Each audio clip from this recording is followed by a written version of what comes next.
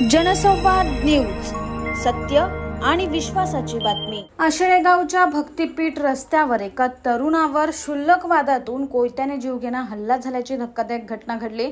या हल्ल्यात रोहित हिरे हा तरुण गंभीर जखमी झाला असून त्याच्यावर शासकीय रुग्णालयात उपचार सुरू आहेत।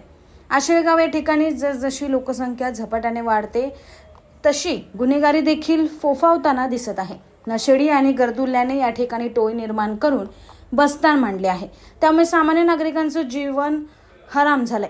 अशीच एक घटना आज भक्तिपीठ रस्त्यावर घडली। पूर्वमनसातून रोहित हिरे याला 3 ते 4 जणांच्या टोळीने भर रस्त्यात अडवून कोयता, तलवार आणि चॉपरने हल्ला केला। यात रोहित गंभीर जखमी झाला असून त्याच्यावर सध्या शासकीय रुग्णालयात उपचार सुरू आहेत।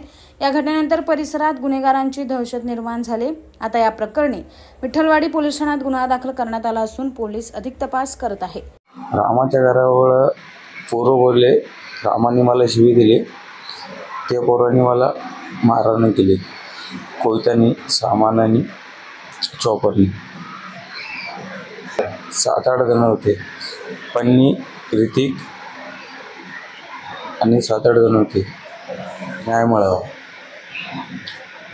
जनसंवाद न्यूज, सत्य आणि विश्वासाची बातमी। आजच सबस्क्राइब करून बेल आयकॉनला क्लिक करा आणि पहा ताज्या घडामोडींचा अचूक अंदाज आपल्या मोबाईलवर।